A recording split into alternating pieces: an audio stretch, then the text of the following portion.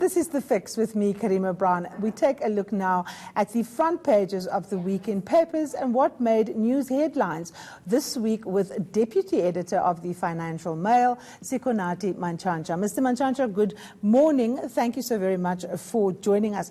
I see you sitting there with the City Press. A very interesting headline. There seems to be a little war going on between the National Police Commissioner and the Minister of Police. That doesn't bode well for an attempt to clean up the police. What do you make of that story? Not at all, and this has always been the problem with our civil service. The politicians link themselves or think the people below them, yes, the officials, are there to serve them, not the nation. There's no policy. It's each minister's whims, and they have to impose that on the staff. So that is exactly what's going on here with the police commissioner. Again, though, you have to wonder, Karima, what is the process for the selection of a police commissioner? Yes. We've had very interesting characters over the past years as commissioners. Yeah, dodgy ones that are in court now, like Mr. Pahlane. Indeed. You have people like Ria Piecha who just come out of nowhere and become police commissioners. Now, the inspector here, Mr. Sithole, has already been implicated in some alleged illegal doing. Yes. And it's no surprise that Cele, who himself is a former police commissioner without ever having been a policeman, how do you get in there? So that does not bode well for the attempts to try and eradicate crime. And of course, when we look at the police, I mean, it's kind of your first step into the criminal justice system. And we know that whilst we're cleaning up at state-owned enterprises and there's a fight back, there's a massive fight back going on in this particular section, the criminal justice system, around state capture, because obviously President Zuma's friends, associates were deeply embedded in these structures, and a lot of people's livings are at stake. And it's also the reason why we are not seeing actual arrests and why the public is continuing to get impatient.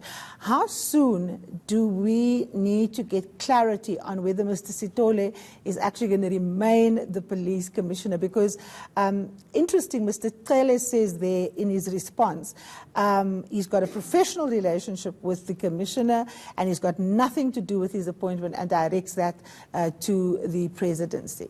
The president needs to resolve the matter as soon as possible, because it is the president who appoints commissioners and people like that. He also appoints the police ministers. Sithole was a Zuma appointment, though, wasn't he?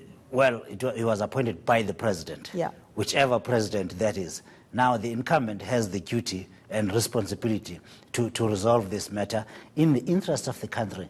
Like you pointed out, no criminal case will ever reach court if the SAPS is not on top of it, let alone the prosecuting agency. Yes. So the whole interest of the nation depends on a vibrant and professional police service. Absolutely. Let's go to the Sunday Times now. Now, very interesting headline here. Zuma hid Gaddafi's missing millions in Nkandla. Now, we all remember that the public protector, former public protector, Thuli Madonsela, was prevented from entering certain rooms in the Nkandla homestead. And it's probably because this money was sitting there. There's a three-way thing going on here. King Mswati from Swaziland is involved. Cyril Ramaphosa has become involved because he has been alerted by security services that Mr. Zuma has, in fact, held this money. And Mr. Gaddafi's son, who is running for presidency, wants his father's money back. What do you make of the story? I mean, it's fascinating. It reads like a film. The best scriptures could not have written that. Yes. But it's really, it goes all the way back. I mean, Thuli Madonsela was prevented specifically from going into the bunker, yes, at Nkandla at the very last minute, Zuma's security detail made sure that she was not able to get there. Yeah. And then there were allegations that there were millions of rand hidden there. Now it's alleged that Muammar Gaddafi's $30 million US has been hidden there. Now let's tell the millennials who Muammar Gaddafi is. He was the self-appointed brother, leader, and president of the United States of Africa, the leader of the Republic of Libya, who was killed in 2011 in that internal revolution in Libya. He had apparently given $30 million US to Jacob Zuma and said, in the event that I'm dead, please pass this on to my family. And that cash, Jacob Zuma and Siyabonga Cwele apparently were in Tripoli at the time and received the cash and flew back in the presidential jet in South Africa. Now that money could only be kept in somewhere outside of the banking system, and it has now been moved apparently to Swaziland, where the king has got safe custody of the money, and Jacob Zuma also allegedly needs it for his legal fees. But what is interesting is that the Swazis aren't all playing ball. The Swazi banking authorities are refusing to allow this money into the Swazi bank. Because it should not be. It's illicit money. It's money stolen from Libya. Let's be frank about that. It's money stolen from Libya and hidden illegally in South Africa. So if it is indeed true, Jacob Zuma is guilty of smuggling cash into South Africa, and if this newest version is true, he's also guilty of smuggling cash out to Swaziland. I think this is obviously something that the president will have to speak to, because he's mentioned here, and it appears as if he wants to try and get the money back to the Libyans, but whether it should go to Muammar Gaddafi's son is, of course, another question. Karima, it's not that easy. A whole lot of people are interested now in that cash. If it is in the US dollar, the currency, it makes everybody implicated, Jacob Zuma and Gaddafi's family, and indeed the kingdom of Eswatini right now, it makes them susceptible to charges under the Foreign Corrupt Practices Act of the US in 1977. So the United States would want to prosecute anyone who ever touched that. And we know, of course, the United States comes for you. I mean, they went for Seth Blatter, who was hiding out in Switzerland. So they might very well come for Mr. Zuma here in South Africa. They definitely will come for him and anyone who handled so much as touched that cash, only because it's in the US dollar. That's the first step.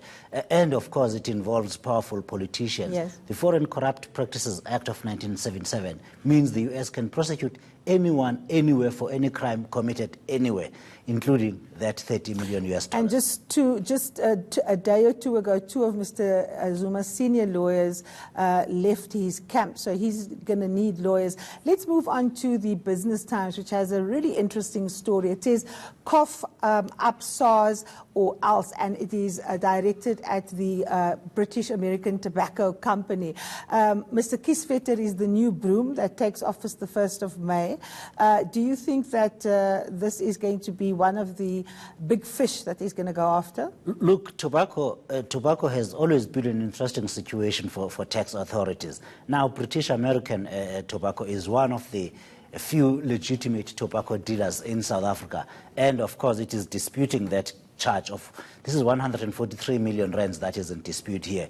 In the case of BET, that is a drop in the ocean. Yes. But the whole illicit tobacco is a big industry. There's about 9 billion rands in unpaid taxes there. Yes. And in reviving SARS, the very first part, the large business and illicit trade, is what Mr. Kieswetter will look into. So Mr. Mazzotti should actually be very worried. We know that there was already a raid on his house, and he's, of course, the man who made it possible for the economic freedom fighters to register for the first election that they contested, because he gave them the money that they required. Indeed, exactly. Mr. Mazzotti and all those like him, those people in the companies, Kalinix and all of them, there's a whole lot, and these are the most prominent alleged tax dodgers. There's a whole lot. Everyone now just, it would look like you pay tax because you want to. There's no enforcement capacity in the agency, in SARS. There's no prosecution. There's nothing.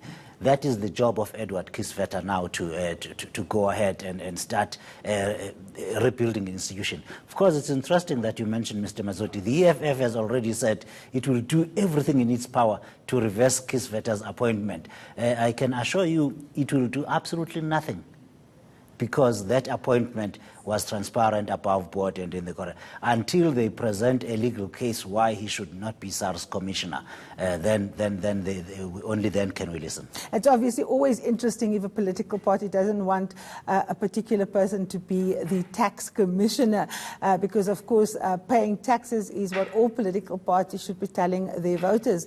It's supposed to be our patriotic duty. How else are we going to deliver services to our people? It's actually even stranger.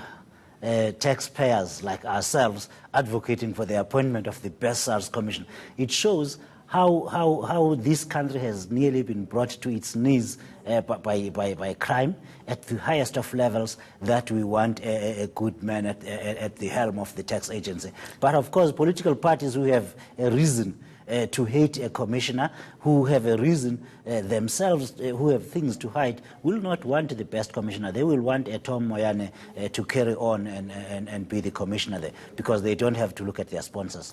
Absolutely. Sikonathi, it's always a pleasure speaking to you. Thank you very much. And I'm very proud that you're wearing the Solomon Mahlangu T-shirt. Of course, this weekend is the anniversary of his death. He's a former MK soldier who was, of course, hanged by the apartheid government. Sikonathi Mantshantsha, of course, the deputy editor there of the Financial Mail. Now, we're going to do a little things a little differently here on the Fix. We're going to be speaking with Trade and Industry Minister Rob Davies, who is going to be chatting to us about how South Africa can possibly be shielded from the Brexit fallout. Don't go away.